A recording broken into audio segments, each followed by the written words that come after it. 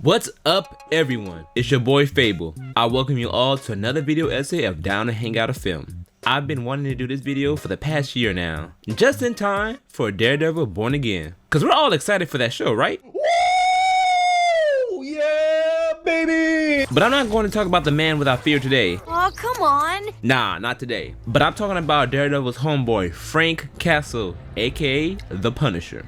The thing to know about me is The Punisher is on my top 10 Marvel characters of all time. Who's number one? Oh, that's easy. SpiderMan. But mind you, I said one of my favorite characters, not heroes, cause while The Punisher is a badass, there are times where I see something like this and question, is this man really a hero? But there have been times where The Punisher has redeeming moments in stories where he's proven that he is a good man. While we've gotten The Punisher in great comics, 3 different movies, a TV series, and I don't care what anybody says, but John Bernthal is the best Punisher we've ever gotten. That's why he's the GOAT! The GOAT! It has appeared in a few animated projects, and there have been one medium that I've been wanting to see The Punisher in. Video games. In the modern world of gaming, there have been a number of superhero games like SpiderMan, Batman, Guardians of the Galaxy, which was actually a solid game, and the Avengers game that came out in 2020. Brother, what's that? But The Punisher has been calling for a standalone game for a while now. Yes, I know, there have been a few attempts at The Punisher, especially that one Punisher game on the PS2. However, what about a modern video game of The Punisher?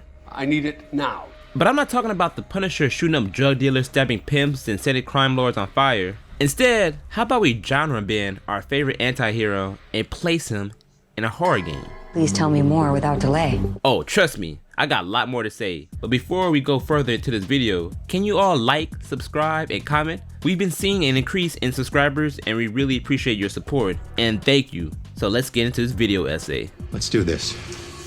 With every great idea, whether it be a movie, TV show, or a video game, you need a great pitch. Now, if a video game studio asks me, Mr. Fable, pitch us the next AAA game, and as all of you may know, I will pick The Punisher. And they will expect me to say The Punisher game with a style of Max Payne, basically a shoot 'em up. It's way too obvious. Way too obvious. But to place Frank Castle in a horror game, but not just any horror game, but a first-person shooter horror game, where the Punisher is going up against the aliens we all known as the Symbiotes. Keep talking. And in the game, the Punisher is stranded on the mutant island known as Genosha, where all the mutants there have been turned to symbiotic creatures, or basically kind of like alien zombies. But instead of trying to save lives of the innocents and murdering criminals, the only thing that Frank Castle wishes to do is stay alive and get off the island.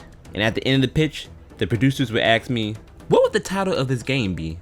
And I would simply call this game The Punisher Into Darkness.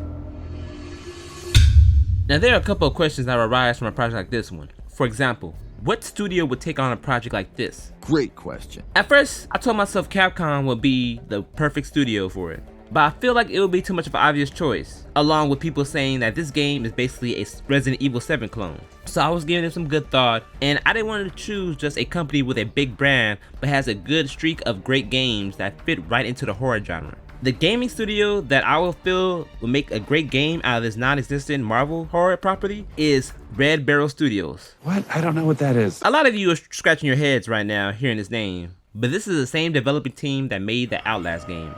If Red Barrel made this Punisher horror game, I honestly feel first they'll make it scary as hell to where they make gamers going like. Plus, playing the Outlast games, I also feel that Red Barrel will go into the psychological level by diving deep into Frank Castle's psyche. Cause while we all love the Punisher, we have to admit, That motherfucker crazy. in addition, I feel that the symbiotes as an enemy will be hard to take down, with also the graphics looking great. As crazy as this game sounds and where it could possibly go, how would it even start? One of my favorite parts in a video game is where the excited incident kicks things off. At the beginning of The Punisher Into Darkness, we see Frank Castle at his home base getting his weapons and armor together as if he's about to go to war. Frank has the news on in the background where there's a report that Norman Osborn is going to make a speech at City Hall. I should say Mayor Norman Osborn. Along with major news that the government has signed a peace treaty for mutants where they are no longer to be hunted and treated as equals among human beings. From this peace treaty, the X-Men and the Brotherhood of Evil has made a truce to no longer be enemies. Both the X-Men and the Brotherhood of Evil celebrate this victory at the Mutant Haven Island known as Genosha. Great, what does this have to do with anything? Trust me, this will all come back later. The Punisher makes his way to a hotel where it's heavily guarded, and during this time, you're playing a tutorial level. And this first level is going to be a stealth mission, where the Punisher is taking down guards. No killing. And is trying to go into a vacant room to assassinate Norman Osborn. After going through different rooms, putting guards to sleep, and sneaking through hallways, the Punisher makes it to a suite where he sets up his sniper. The Punisher has got Norman locked in his sights and his finger on the trigger. Just when the Punisher is about to pull the trigger, out of nowhere, Spider-Man comes in and stops him. This fight between Spider-Man and you as the Punisher turns into a boss battle. You're doing everything possible to take down Spider-Man, but again, no killing. The Punisher isn't trying to kill Spider-Man, but just trying to stop him from messing up the assassination. And plus, this is a little reference to the Punisher's first appearance in a Spider-Man comic. The boss battle goes into the street where Spider-Man and the Punisher continue to fight one another. At the end of the boss battle, the Punisher stabs Spider-Man right in the leg, causing him to stay down. The Punisher knows that Spider-Man has a fast healing factor and that the stab wasn't fatal. But the Punisher still has some unfinished business, where he goes on the stage and takes out a handgun and points it right at Norman's forehead and says, Judge, jury, executioner! I was just playing. I'm kidding. He wouldn't say that, but he would attempt to assassinate Mayor Norman Osborn. But the Punisher is shot in the chest, causing him to fall. The assassination attempt has failed. Okay, next time. The Punisher is sent to intensive care where he's having his surgery done. And at this point in the game, the credits roll, and the Punisher is fading in and out of consciousness where he's having flashbacks to his family, to where they got killed, and him spending time with them. Then we see different sequences of the Punisher being bedridden and being found guilty in court for the assassination attempt on Mayor Osborn, serving a life sentence without parole. I hereby find you guilty.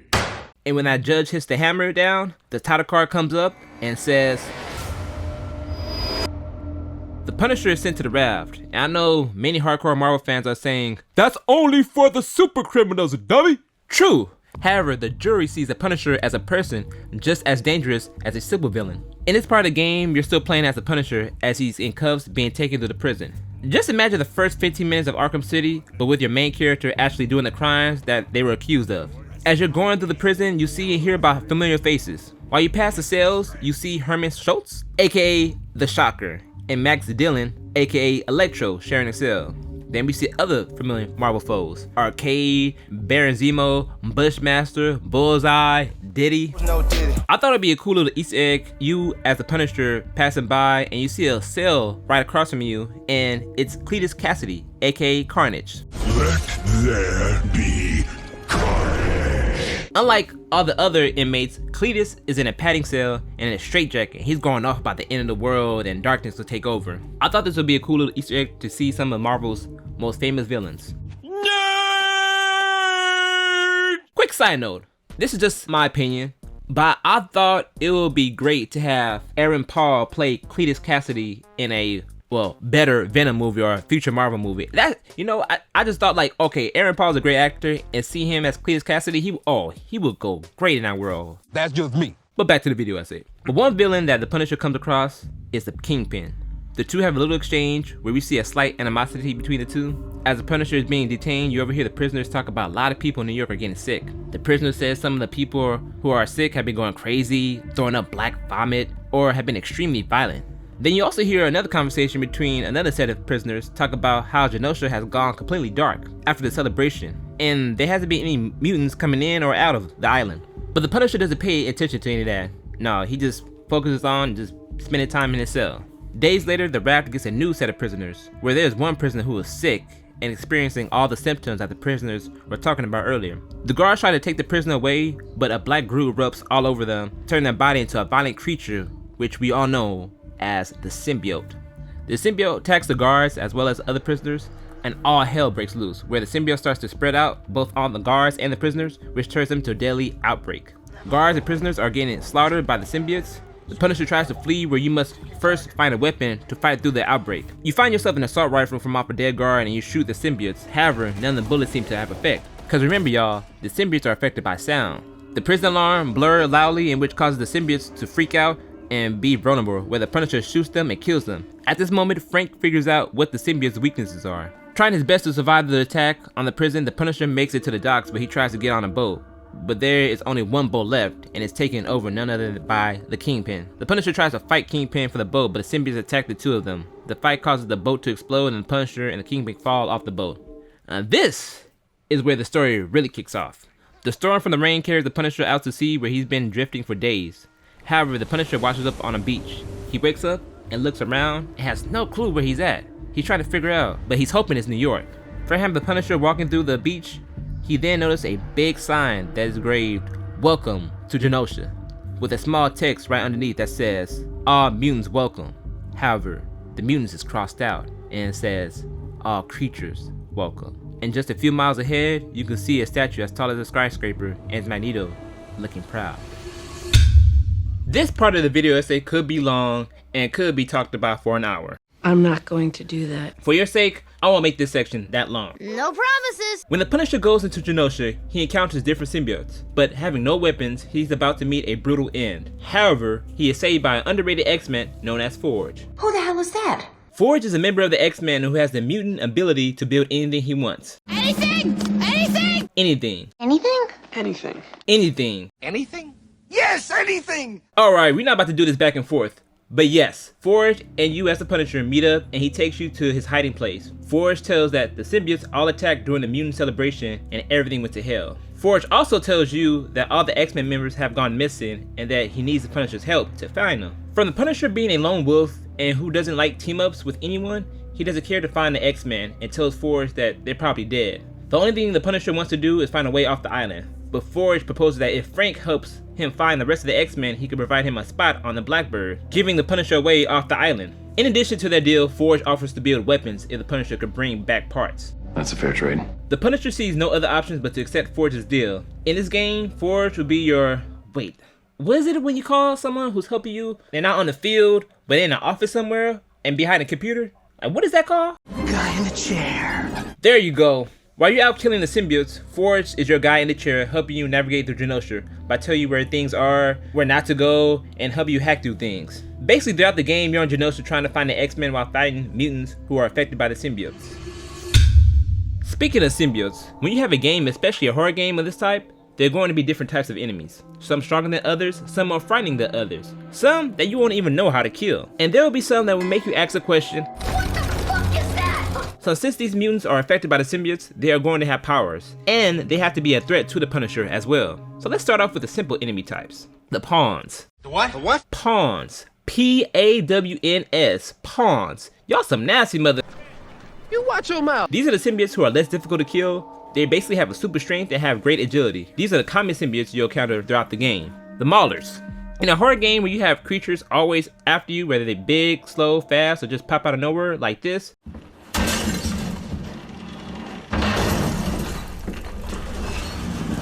Jesus Christ! In a selection of enemy types, I always like when you encounter creatures that walk on all fours or have like animal movements where they could climb on walls and snarl at you. These will be the creatures that have no strategy but just attack you like a dog. The Howlers. This symbiote is a nod to the character Scream in the Marvel Universe, where you have different symbiotes who screech at you in order to stun you. But before you encounter them, they walk around slowly. If they catch you, they violently shake as if they have a seizure, and when they do screech at you, your health gets lower. The Flyers. These are the ones that will get on players' nerves. So imagine one objective where you as the Punisher is on a skyscraper trying to fix a tower so you can get in contact with the mainland, but out of nowhere you see a mofo that looks like this coming right at you. Oh, hell no! These symbiotes won't appear that often in game, but when they do, not only will they be scary to encounter, but difficult to take down from them flying. The Crazies. I think having a wild card enemy type would be cool to have in a horror game. Like an enemy type you can't detect their moves and they're just unpredictable. These symbiotes attack you out of nowhere, and some attacks they will either try to eat you or just straight up kill you. And plus, these are the type of symbiotes attack other symbiotes for a kill as well. This last one should be interesting. The Dwellers. So these symbiotes are different from the rest, where they only stay underground. These symbiotes possess the body of the Morlocks. If anyone doesn't know who the Morlocks are, they're a group of mutants that look like creatures and stay in the sewers. From the Morlocks being taken over by the symbiotes, they hunt whoever goes in the sewers. And by the Morlocks having more creature-like features, they're the scariest looking symbiotes in the game. While we as the Punisher battle enemy types, there is going to be hard-ass boss battles lurking in the corner. What makes a game great is not only the story and the gameplay, but the badass boss battles. There's nothing like a good fight. There's a long list of bosses that would be cool to see in this game, but to this video essay not being so long, I'm going to shorten this to maybe like 10 boss battles. Still a lot. Shut up. Originally, it was going to be 15 boss battles, Is that a lot? That's a lot. so we'll just stick to 10. But to make these boss battles more interesting is you fighting against both the Brotherhood of Evil and the X-Men controlled by the symbiotes. Number 1. Avalanche. The first boss battle you'll encounter is a member of the Brotherhood of Evil, which is Avalanche. I don't even know who that is. Avalanche is the enemy of the X-Men, and his mutant powers are that he can generate vibrations from his hands, causing earthquakes. This will be a cool first boss battle from Avalanche controlling the environment where everything either crumbling around you or things crashing on you, along with you having to dodge them while fighting Avalanche. And plus, I think Avalanche is an underrated X-Men villain. Number 2. Nightcrawler. This one breaks my heart right here because Nightcrawler is not only one of my favorite X-Men, along with Gambit, but he's my second favorite Marvel character. So seeing him being controlled by the symbiotes is gonna tug at my heartstring. But you encountering Nightcrawler as a symbiote lets the Punisher know, along with Forge, that the X-Men are also affected by the symbiotes. By Nightcrawler being controlled by the symbiote, making him more powerful and able to teleport farther in different parts of Genosha. For example, in the fight, as you take a good chunk of Nightcrawler's health, he grabs you and takes you to like the north side of Genosha or the south central Genosha. I think that would be a cool element of the boss fight. But after you defeat Nightcrawler, the Punisher wants to kill him from him believing that he is beyond saving. But Forge convinces the Punisher not to kill Nightcrawler from him believing that he could still be saved. This is a pivotal point in the game where the Punisher makes a promise to Forge that he will bring back the X-Men but will kill anyone else. Forge does rebuttal with Frank. Number 3. Pyro. Now Pyro is one of the OG members of the Brotherhood of Mutants, and I think it would be fun to encounter him in a game like this. But what would make this boss fight more interesting is that of course he's being controlled by a symbiote. And by him being able to control the fire, the boss battle should be an enclosed space. For the sake of conversation, like a science lab. Okay, I like that. And I know that Pyro has fire, but instead of it looking red, it should be black, which is more hot than the normal fire that he controls. Number 4. Blob. Blob is a threat to some, but he will be a bigger threat when he's a host for a symbiote. In here, Blob is actually quite fast and strong than his usual self. What makes this boss battle different from the rest is that instead of a straight up fight where you're going against the Blob, it's a cat and mouse game. This boss fight will be a mixture of the fight between Batman and Mr. Freeze from Batman Arkham City, where the Punisher attacks the Blob and he remembers the attack, making you come up with a different strategy. The horror element that comes with this fight is where you see this giant symbiote chasing you, and it's kind of like that boss battle in Outlast where you're being hunted by Chris Walker.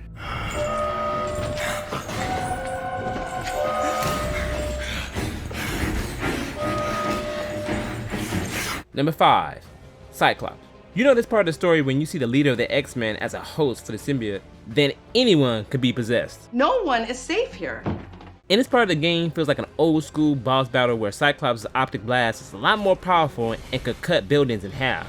But as the battle goes on, the optic blast gets more powerful, which causes the difficulty to rise. The battle becomes too much for the Punisher, where he thinks to himself that he might have to kill Cyclops. But coming into the battle helping the Punisher is Beast.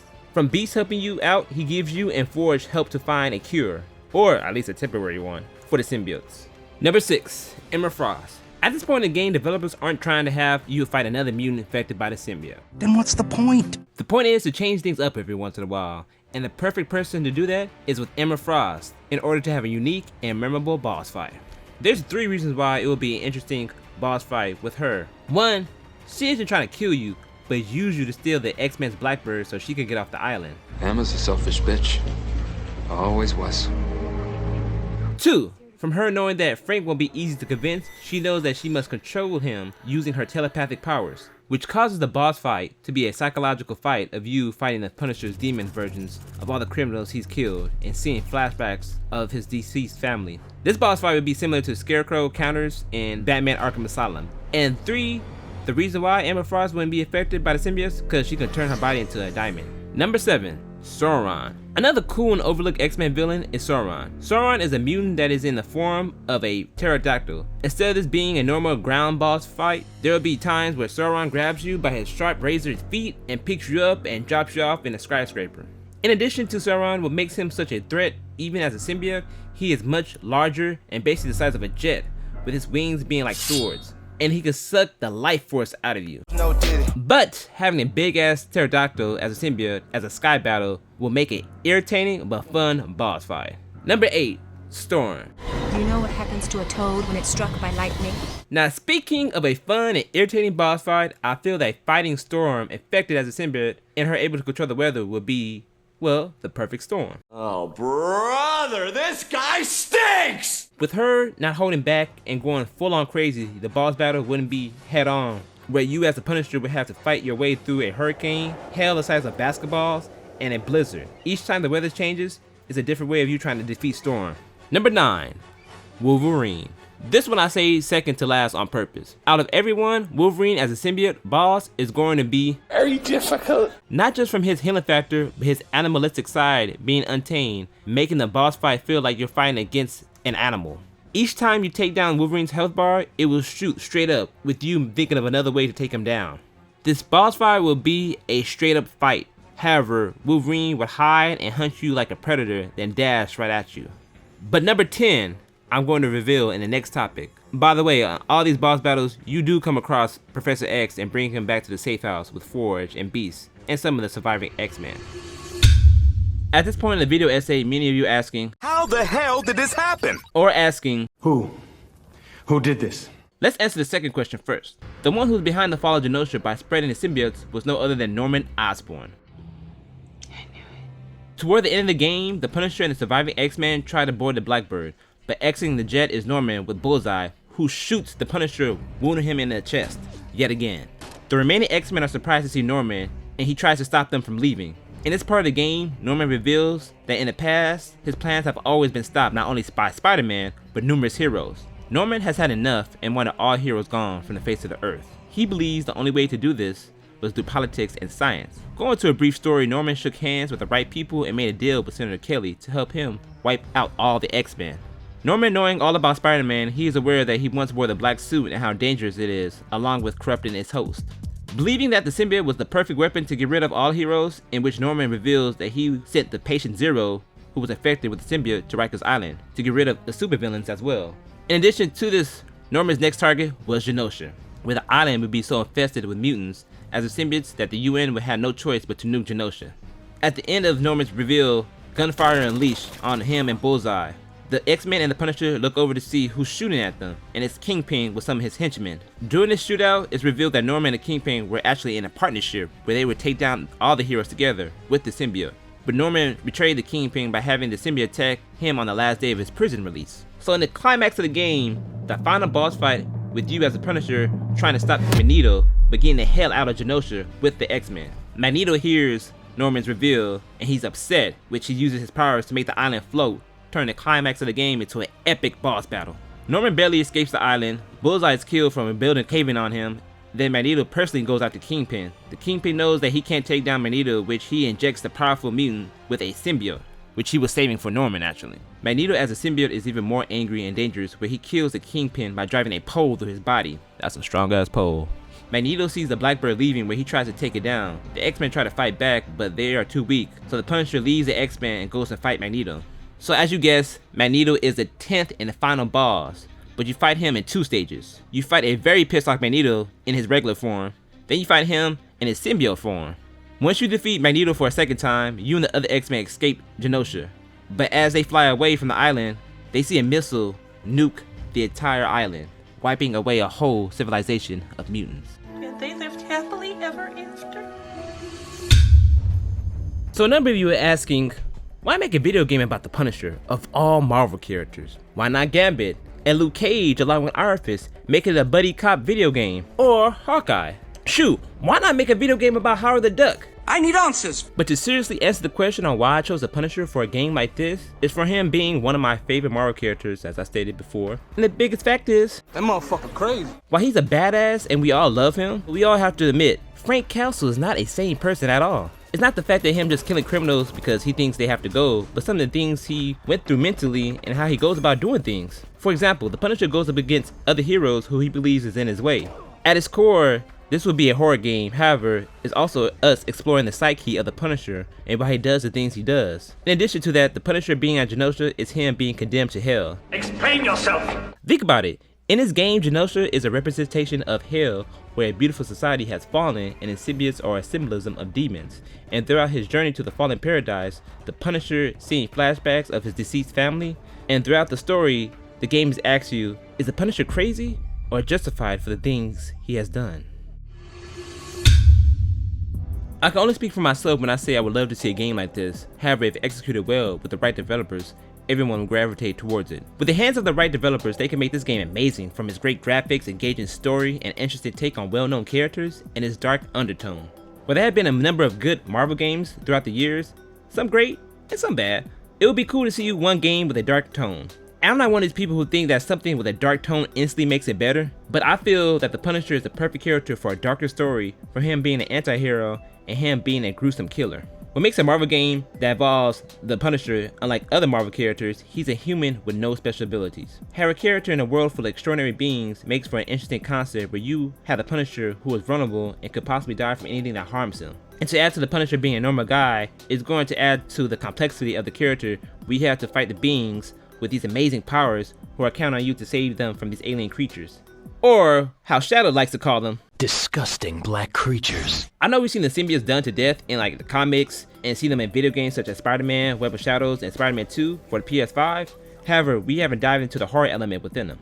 I feel like exploring how dangerous and terrifying the symbiotes are in a first-person horror game will unsettle players. And remember, these symbiotes are not just ordinary people, they are mutants, making them more difficult to go up against.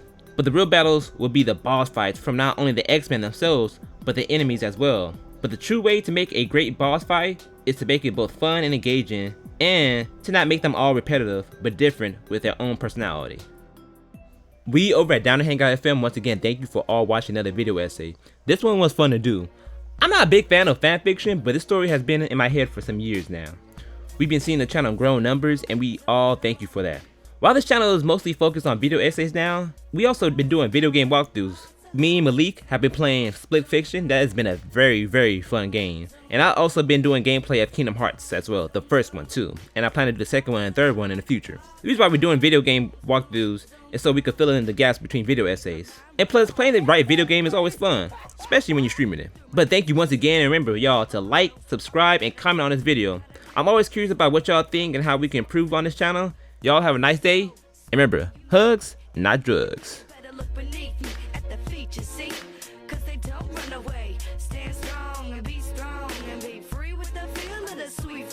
Always rapping, always dancing, never